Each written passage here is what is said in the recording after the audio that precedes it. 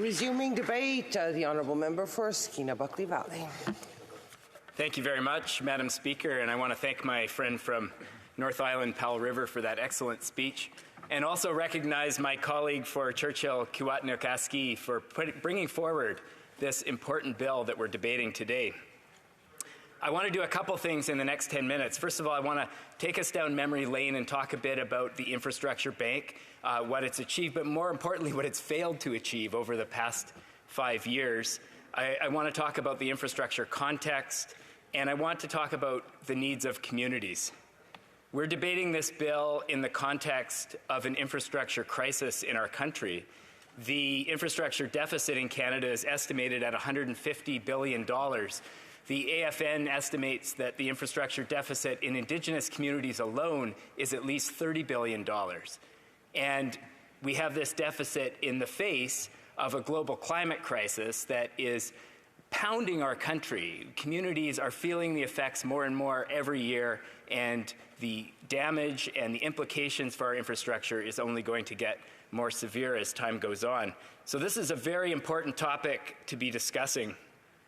I also want to note that just recently the Standing Committee on Transportation, Infrastructure and Communities tabled a report in this House with a single recommendation, and that recommendation is to abolish the Canada Infrastructure Bank altogether.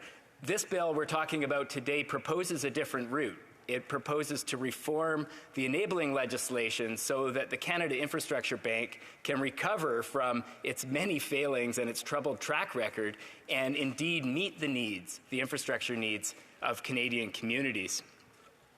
Now, I thought perhaps we could go back to the beginning, the origins of the Canada Infrastructure Bank, because I think it's very illustrative and speaks to the strategy that the Liberal government has tried to employ in addressing infrastructure. Of course, this all started with a meeting at the glitzy Shangri-La Hotel in Toronto, where the Prime Minister invited the who's who of private capital. I believe BlackRock even wrote the PowerPoint for the government at that meeting.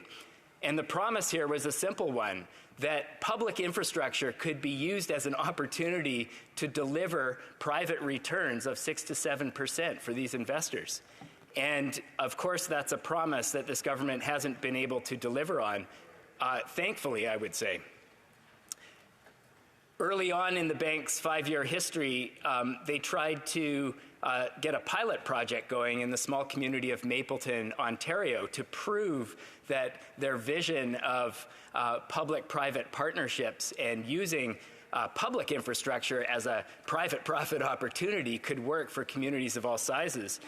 Mapleton had a very important wastewater and drinking water project that they needed funding for. The bank came in, they put $20 million on the table, and they really promoted this approach of bringing in a private investor to deliver these critical public amenities at a profit. And I come from a community not dissimilar in size to Mapleton, so I know how important those conversations are.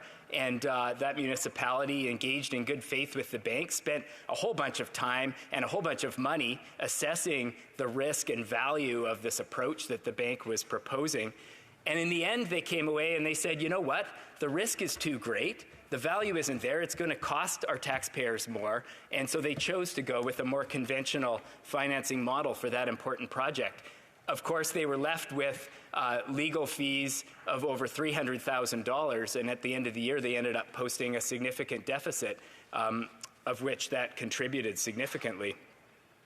So it certainly wasn't a Shangri-La for the community of Mapleton, Ontario, this private-public approach that the Infrastructure Bank was touting.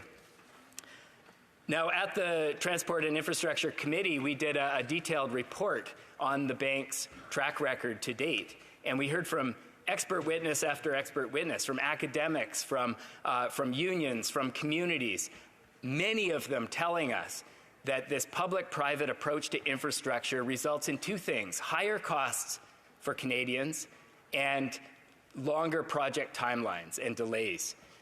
The PBO in a recent report had some very critical words about the track record of the Canada Infrastructure Bank. And here's a quote from his report. He said, "Funding delays are pervasive for public-private infrastructure investors." This should give us all pause because, of course, we know that we need infrastructure to be delivered in a timely way. Communities are depending on it. Now, the next project, of course, that we're talking about when it comes to the Canada Infrastructure Bank is high-frequency rail. And my colleague here from the block spoke a little bit about that project. It's incredibly concerning, Madam Speaker, and the Canada Infrastructure Bank has been a part of the design of that project since the very beginning through the Joint Project Office. So we're talking about high-frequency rail on Canada's busiest passenger rail corridor from Toronto to Quebec City.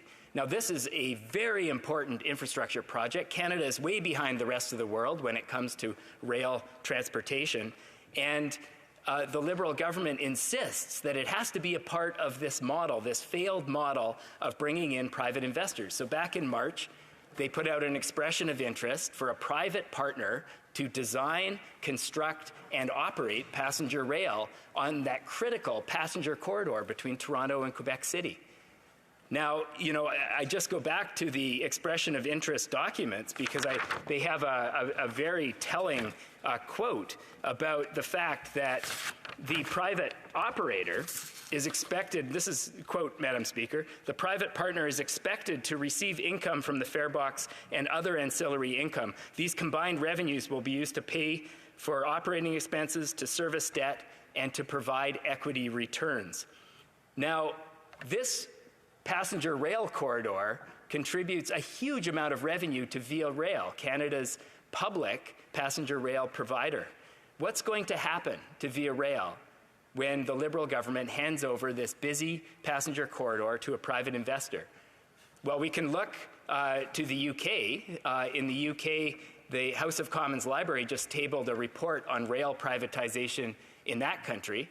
And what they found is since rail was privatized in 1995, the cost to passengers has gone up 20% in real dollars. So again, we're seeing evidence that this approach of trying to deliver private profits using public infrastructure has to be paid for somewhere. It's going to come out of someone's pocket, and the pocket that it comes out of is the users of that infrastructure, the people who need to use the train to get where they need to go, the people who need to use the infrastructure every day. So we're very concerned that that project is not going to deliver what Canadians need. And it's an important opportunity, and we can't take the risk. Now, I've talked a little bit about the failings of the bank. I don't want to belabor that. I could easily use up 10 minutes just going through all of the many critiques in the media and the evidence that we heard at committee. But the reality is that we have to get this right. We have to get infrastructure right, and that's why this bill is so important, because it goes into the enabling legislation for the Canada Infrastructure Bank, and it does 4 key things. Those 4 key things is that it replaces the mandate of trying to leverage private capital and deliver private profits. It replaces that mandate with a focus on rural, remote, and Indigenous communities, because we know that their infrastructure needs are so huge right across this country. Now, the second thing it does is it explicitly sets the mandate of the bank to focus on responding and tackling the climate emergency, probably the biggest threat to Canadian infrastructure that we face. The third thing it does is it reforms the governance of the bank so that there's Indigenous representation. That's important, I think, for any of our institutions, but particularly for one that's going to focus on the needs of Indigenous communities. And fourthly, it requires the bank to report regularly to this place so that we can have accountability and we can ensure that the bank does not suffer from the many failings and shortcomings that we've seen over the past 5 years.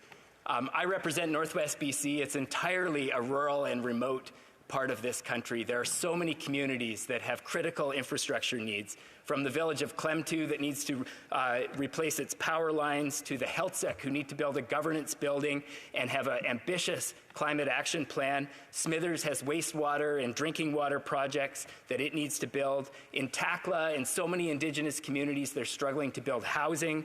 There's shoreline erosion in communities like Old Masset. Skidegate has wastewater needs. And Prince Rupert, one of the biggest cities in the part of the world that I represent, has an infrastructure deficit in the hundreds of millions of dollars. Communities need this bill. They need the infrastructure bank to succeed. I want to thank you, Madam Speaker, for giving me the time to talk about how that might be done. Thank you so much. Resuming